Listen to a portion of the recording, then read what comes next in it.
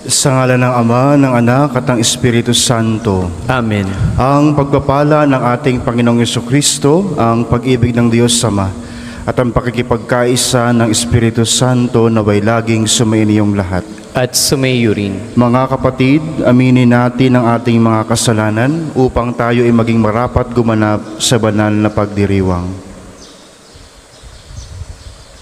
Inaamin ko sa makapangyarihang Diyos at sa inyo mga kapatid, na lubha kong nagkasala sa isip, sa salita at sa gawa, at sa aking pagkukulang. Kaya sinasamo ko sa mahal na Birheng Maria, sa lahat ng mga anghel at mga banal, at sa inyo mga kapatid, na ako'y panalangin sa Panginoong ating Diyos. Kaawaan tayo na makapangyarihang Diyos, patawarin tayo sa ating mga kasalanan at patnubayan tayo tungo sa buhay na walang hanggan. Amen. Manalangin tayo. Ama naming makapangyarihan, ipagkaloob mong lagi naming maranasan ang pamumunga na aming ginagampanan ngayong Pasko ng pagkabuhay na iyong ibinigay upang aming ipagdiwang sa pamamagitan ni Jesucristo kasama ng Espiritu Santo magpa sa walang hanggan. Amen.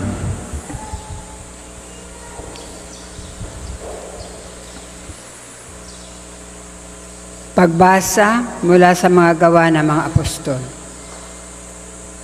Mula sa Troas, tuloy-tuloy kaming naglayag patungong Samotracia at kinabukasan sa Neapolis.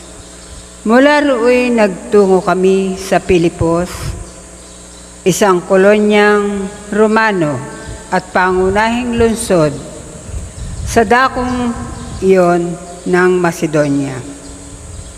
Nanatili kami roon ng ilang araw at ng araw ng pamamahinga, lumabas kami ng lungsod at nagpunta sa tabing ilog sa isang pook na inakala naming dakong panalanginan ng mga Hudyo.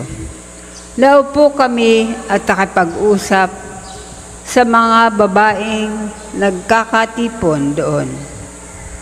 Kabilang dito ang isang nagngangalang Lydia, taga Tiatira at nangangalakal ng isang purpura. Siya ay may takot sa Diyos. Binuksan ng Panginoon ang kanyang isip at siya'y naniwala sa pinangangaral ni Pablo.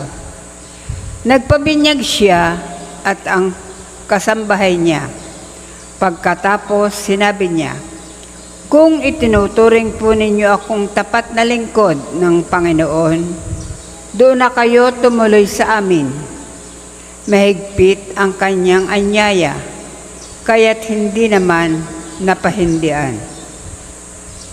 Ang salita ng Diyos. Salamat sa Diyos. Salmong tugunan, Panginooy nagagalak sa hirang niyang mga anak. Panginooy nagagalak sa hirang niyang mga anak. Ang Panginooy purihin, awitan ng bagong awit, purihin sa pagtitipon ng tapat sa pananalig. Magalak ka, O Israel, dahilan sa manlilikha, dahilan sa iyong hari, ikaw Siyon ay matuwa. Panginooy nagagalak sa hirang niyang mga anak. Purihin sa pagsasayaw, purihin ang kanyang ngalan, alpat tambol ay tugtugin, at siya ay papurihan. Panginooy nagagalak sa kanyang mga hirang, sa nangagpapakumbabay, tagumpay ang ibibigay. Panginooy nagagalak sa hirang niyang mga anak. Sa tagumpay na natamo, magalak ang mga hirang. Sa kanyang pagpipistay, magsaya't mag-awitan. Ang pagpuri sa Panginoon ay kanyang magsigawan. Ang tatanggap ng tagumpay ay ang kanyang mga hirang. Panginooy nagagalak sa hirang niyang mga anak. Ang lahat po'y magsitayo. Sumainyo ang Panginoon. at sumayo rin. Ang mabuting balita ng Panginoon ayon kay San Juan. Papuri sa iyo, Panginoon. Noong panahong iyon, sinabi ni Jesus sa kanyang mga alagad, ngunit ang patnubay ang espiritu ng katotohanan, ang paririto mula sa Ama. Susuguin ko siya sa inyo buhat sa Ama, at siya ang magpapalotoo tungkol sa akin. At magpapalotoo rin kayo tungkol sa akin, sapagkat sa pasimula pa'y kasama ko na kayo. Sinasabi ko ito sa inyo upang huwag kayong mawalan ng pananalig sa akin. Palalayasin nila kayo sa mga sinagoga. Darating ang panahon na ang sinumang pumatay sa inyo ay mag-aakalang naglilingkod siya sa Diyos. At gagawin nila ito sapagkat hindi nila ako nakikilala ni ang Ama. Ito'y sinasabi ko sa inyo upang pagdating ng oras na gawin nila, maalala ninyong ipagpauna ko na ito sa inyo. Mga kapatid, ang mabuting balita ng Panginoon. Pinupuri ka namin, Panginoong Hesukristo. Sa matagal na panahon na nakasama ng ating Panginoong Hesus ang kanyang mga alagad, ngayon sa ating Ebanghelyo, binibigyan niya ang kanyang mga alagad ng isang napakahalagang tungkulin. Walang iba kundi ang magpatotoo tungkol sa Kanya.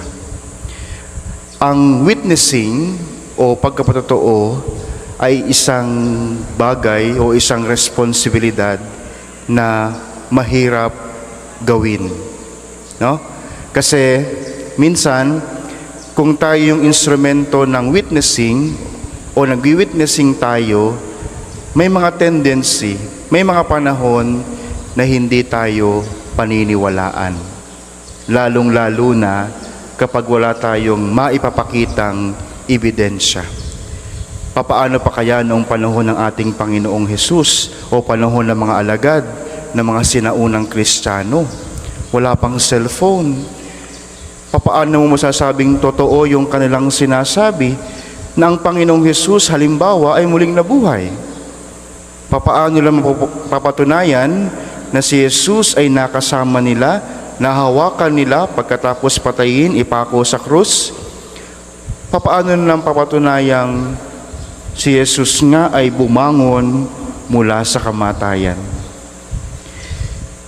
Ito yung isang bagay na napakahirap gawin o napakahirap tugunan. Papaano pa kaya tayong hindi man lamang nakita ang mukha ni Jesus? Papaano kaya tayong sa kasalukuyan na hindi man lamang nakita ang mga alagad? Papaano kaya tayo magiging witness? O papaano kaya tayo magwi-witnessing kung hindi naman natin nakita ang Jesus na muling nabuhay? Kayo po ba ay nagsimba kahapon? Linggo. Sana po nagsimba kayo. Napakaganda ng Ebanghelyo tungkol sa pag-ibig. Baka iyon yung napakagandang instrumento para masabi nating naranasan natin ang Diyos. Naranasan natin ang Diyos dahil tayo ay umiibig. Naranasan natin ang Diyos dahil tayo ay nagmamahal. At sa pamamagitan noon, tayo ay nagpapalotoo tungkol kay Jesus na muling nabuhay. Yung paalaala ni Jesus sa kanyang mga alagad, ang Espiritu at kayo ay magiging patotoo para sa akin. Kaya nga po, yung pagmamahal na sinasabi natin ng Ebanghelyo nung kahapon, ng linggo, ay isang bagay na mahirap ding gawin. Isang bagay na hindi madaling gampanan. Sapagkat marami sa atin, maraming pagkakataon ng ating buhay, nahihirapan tayong magmahal. Nahihirapan tayong tumalima sa utos ng Diyos na magmahalan, sapagkat mas nangingibabaw na wala tayong pakialam sa isa't isa. Sa totoo lang, hindi galit, hindi sama ng loob ang kabaliktaran ng pag-ibig. Ang kabaliktaran ng pag-ibig ay kawalang pakialam. Pag wala tayong pakialam, hindi tayo nagmamahal. Kapag wala tayong pakialam, hindi tayo nagpapahalaga. Kaya tayo bilang mga anak ng Diyos, bilang mga Kristiyano, sa kasalukuyang panahon, ano na ang ating naibigay para sa pagmamahal? Ano na ang ating naibigay para sa pag-ibig? Ano-ano ang mga bagay na handa tayong isakripisyo, alang-alang para sa pag-ibig? Ano ang ating kayang ibigay para mapatunayan na tayo'y mga tagasunod ng Jesus na muling nabuhay? Magsitayo po ang lahat. Manalangin kayo mga kapatid upang itong ating paghahain ay kalugdan ng Diyos Amang makapangyarihan. Tanggapin nawa ng Panginoon itong paghahain sa iyong mga kamay, sa kapurihan niya at karangalan, sa ating kapakinabangan at sa buong sambayaniyang banal. Ama naming lumikha, tanggapin mo ang mga alay ng iyong sambayanang natutuwa, ang pagkabuhay ng iyong anak na niloob mong aming ikatawa ngayon ay bungahin mo ng galak na mananatili sa amin habang panahon. Sa pamamagitan niya, kasama ng Espiritu Santo, magpa sa walang hanggan. Amen. Sumainyo ang Panginoon. At sumayo rin. Itaas sa Diyos ang inyong puso at diwa. Itinaas na namin sa Panginoon. Pasalamatan natin ang Panginoong ating Diyos. Marapat na siya'y pasalamatan. Ama naming makapangyarihan, tunay ang marapat na ikaw ay aming pasalamatan. Ngayong ipinagdiriwang ang paghahain ng Mesiyas, ang maamong tupa na tumubos sa aming lahat. Naghahaing walang humpay ang anak mong minamahal upang magkasalo-salo ang tanan sa piging ng iyong buhay. Hindi na mamamatay ang inihain sa krus. Ang sa krus ipinakoy buhay lagi bilang handog. Kaya kaisa ng mga anghel na nagsisiawit ng papuri sa iyo, nang walang humpay sa kalangitan, kami nagbubuni sa iyong kadakilaan. Kung hindi po kayang lumuhod, manatiling nakatayo na may paggalang. Ama naming banal, ikaw ang bukal ng tanang kabanalan. Kaya't sa pamamagitan ng iyong Espiritu, gawin mong banal ang mga kaloob na ito upang para sa amin maging katawan at dugo ng aming Panginoong Hesukristo. Bago niya pinagtiisan kusang loob na maging handog, hinawakan niya ang tinapay, pinasalamatan kaniya, pinaghati-hati niya iyon, iniabot sa kanya mga alagad at sinabi, "Tanggapin ninyong lahat ito at kanin. Ito ang aking katawan na iyahandog para sa inyo."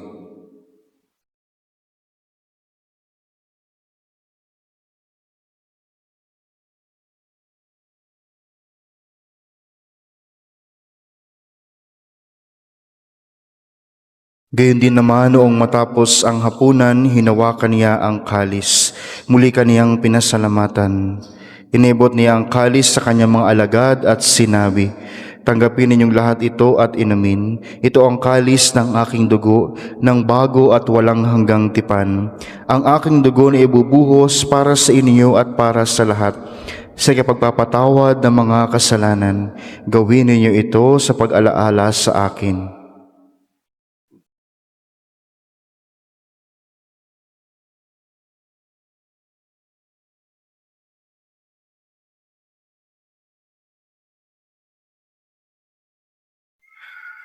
Ipagbunyi natin ang misteryo ng pananampalataya. Si Kristo'y namatay, si Kristo'y nabuhay, si Kristo'y babalik sa wakas ng panahon. Ama, ginagawa namin ngayon ang pag-alaala sa pagkamatay at muling pagkabuhay ng iyong anak.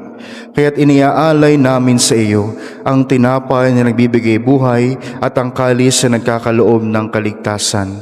Kami nagpapasalamat dahil kami iyong minarapat na tumayo sa harap mo para maglingkod sa iyo. Isinasamo namin kaming magsalo-salo sa katawan at dugo ni Kristo ay mabuklod sa pagkakaisa sa pamamagitan ng Espiritu Santo. Alalahanin mo rin ang mga kapatid naming nahimlay nang may pag-asang sila'y muling nabubuhay, gayon din ang lahat ng mga pumanaw.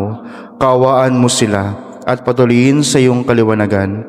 Kaawaan mo at pagindapating kaming lahat na makasalo sa iyong buhay na walang wakas. Kaisa na mahal na Birheng Maria na ina ng Diyos, ni San Jose na kaniyang kalis-linisang esposo, kaisa ng mga apostol at ng lahat ng mga banal na namuhay dito sa daigdig ng kalugod-lugod sa iyo, may pagdiwang nawa namin ang pagpupuri sa ikarangal mo sa pamamagitan ng iyong anak na aming Panginoong Hesukristo. Sa pamamagitan ni Kristo, kasama niya at sa Kaniya, ang lahat ng parangal at papuri ay sa iyo, Diyos amang makapangyarihan, kasama ng Espiritu Santo, magpa sa walang hanggan. Amen. Amen. Amen.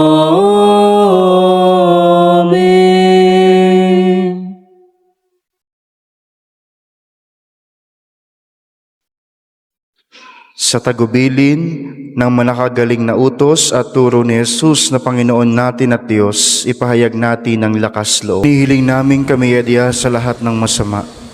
Pagkalooban ng kapayapaan araw-araw, iligtas sa kasalanan at ilayo sa lahat ng kapahamakan, samantalang aming pinanabikan ang dakilang araw ng pagkapahayag ng tagapagligtas naming si Jesucristo.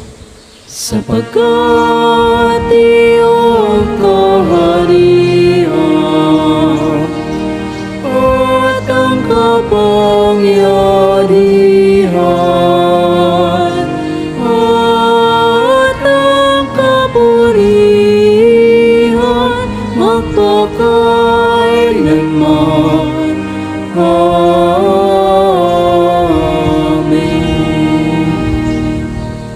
Panginoong Hesukristo, sinabi mo sa iyong mga apostol, kapayapaan ang iniiwan ko sa inyo, ang aking kapayapaan ang ibinibigay ko sa inyo.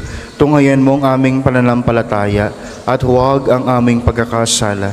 Pagkalooban mo kami ng kapayapaan at pagkakaisa ayon sa iyong kalooban, kasama ng Espiritu Santo, magpa sa walang hanggan. Amen. Ang kapayapaan ng Panginoon ay laging sumainyo. At sumayo rin. Magbigayan kayo ng kapayapaan sa isa't isa. Peace be.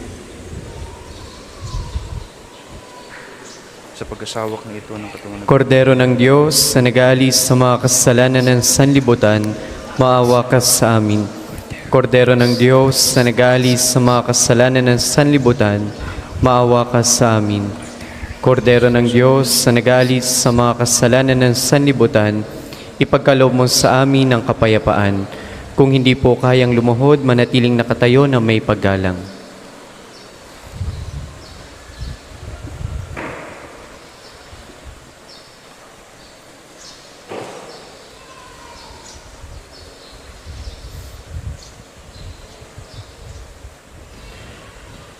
Ito ang kordero ng Diyos, ito ang nag-aalis ng kasalanan ng sanlibutan.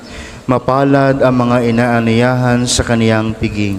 Panginoon, hindi ako karapat-dapat na magpatuloy sa iyo, ngunit sa isang salita mo lamang ay gagaling na ako.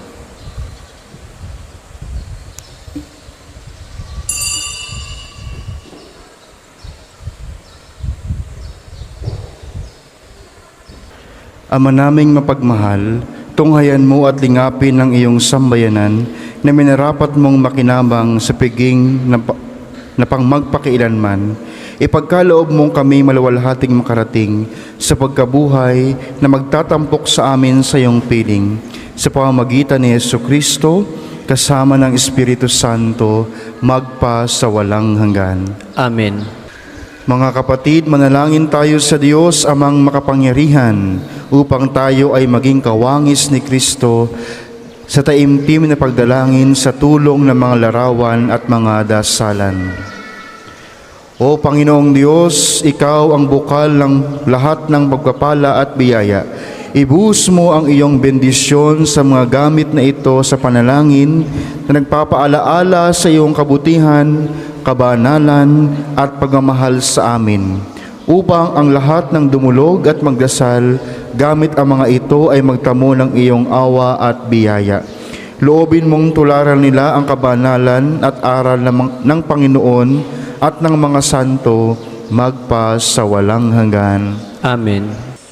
Sumainyo ang Panginoon. At sumayo rin. Pagpalain kayo at ng inyong mga mahal sa buhay ng makapangyarihang Diyos, Ama, Anak, at Espiritu Santo. Amen. Tapos na ang ating misa, taglayin ninyo sa inyong pag-alis ang kapayapaan ni Kristo. Salamat sa Diyos.